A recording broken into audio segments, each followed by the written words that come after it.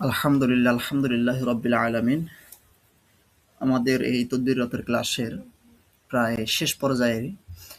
হয়তো আজকের এই ক্লাসটা শেষ হলে আগামীকাল থেকে আপনার গাছগাছরা বিভিন্ন বিষয় নিয়ে ধারণা দেওয়া হবে, বিভিন্ন বিষয়ে চিকিৎসা দেওয়া হবে ইনশাআল্লাহ। আজকের যে আমলগুলো সেগুলো হলো মিশ্র কিছু কিছু আমল, যেরকম বন্ধ বিয়ে খোলা, হুম, এই ছোট বাচ্চারা ভয় পেলে কোন তদবির দিবেন, বাচ্চারা কান্না করলে কান্না বন্ধের কোন তদবির দিবেন, কোন আমল দিবেন, বা যেগুলো কার্যকর ইনশাল্লাহ সেই আমলগুলো আপনাদেরকে শেখানো হবে। তারপর বাচ্চা কনসেপ্ট হওয়ার কিছু আমল আছে জায়গায়, লবণ পড়ার নিয়ম। সাধারণত দেখা যায় অনেকেই লবণ নিয়ে আসে, কি উদ্দেশ্য? একটু অসুস্থ, তেমন কোনো উদ্দেশ্য কথা বলে না। তাহলে সেক্ষেত্রে লবণটা কিভাবে পড়বেন? অনেকে চিনি নিয়ে আসে, চিনি পড়ার জন্য, যে ছেলে সন্তান বা মেয়ে সন্তান যাই হোক সমস্যা করতেছে, অনেক চিল্লা হাল্লা কান্নাকাটি বা দুষ্টামি করে, এরকম অনেকে আসবে, বা মহাব্বতের জন্য চিনি নিয়ে আসবে। তাহলে সেক্ষেত্রে আপনারা কি চিনি কিভাবে পাঠ করবেন? হুম। তারপর চাউল পরা, বিশেষ করে ওই যে আপনার চুর ধরার ক্ষেত্রে অনেকে কি চাউল নিয়ে আসবে। সেক্ষেত্রে না পড়াই উত্তম। আপনি তারপর পরে দিবেন। যেহেতু আপনি মোতাব্বির হইছেন, আপনি এখন না পড়ে দিলে তাহলে ভাববে যে কি আপনি মনে হয় তেমন জানলেওয়ালা না। এই হচ্ছে বিষয়। তারপর দেখেন গোলমরিচ পরার তদবির।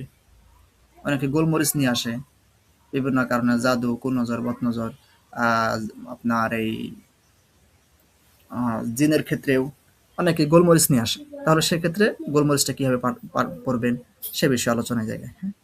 আচ্ছা, কালোজিরা পরা তদবির, এরকম কিছু মিশ্র আমলের জায়গায় দেওয়া রয়েছে, যেগুলো আমাদের কমন কমন কিছু আমল। এগুলো বিভিন্ন বইয়ে পাবেন। সাধারণত আমি যেভাবে করি, যে নিয়মে আমি আমলগুলো করি, সেগুলি আপনাদেরকে দেওয়া হয়েছে।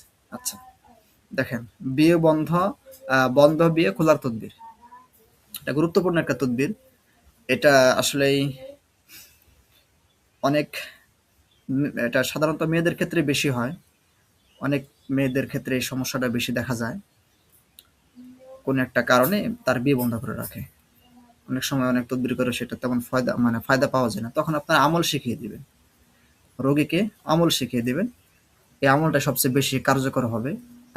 দ্রুত বিয়ে খুলে যাবে ইনশাআল্লাহ। এই হচ্ছে বিষয়। আচ্ছা, আমলটিকে দেখেন। উম আচ্ছা, উদ্দেশ্য বিয়ের পথে অদৃশ্য বাধা, দেরি বা অকারণে সমস্যা দূর করা। তদবির প্রতিদিন ফজরের পর ১১১ বার করে ইয়া ফাত্তাহু ইয়া রাজ্জাকু, এর ২ টা শব্দ পাঠ করবে। ২১ দিন পর্যন্ত পাঠ করবে। ইনশাআল্লাহ দ্রুতই কি বিয়ে হয়ে যাবে ইনশাআল্লাহ। তারপর আরেকটা সূরা আছে, সূরা ইনশিরাহ, আলাম নাশরাহ, এই সূরাটা প্রত্যেকদিন ৭ বার করে পাঠ করলেও যদি কারো বিয়ে বন্ধ করা থাকে সেটা খুলে যাবে ইনশাআল্লাহ। তারপর দেখেন, ছোট বাচ্চা ভয় ফেলে তার তদবির। আচ্ছা, বিয়ে খোলার আরো অনেক তদবির আছে। সেটা হলো ইয়া নূর শব্দ পাঠ করলেও বিয়ে খুলে যায়।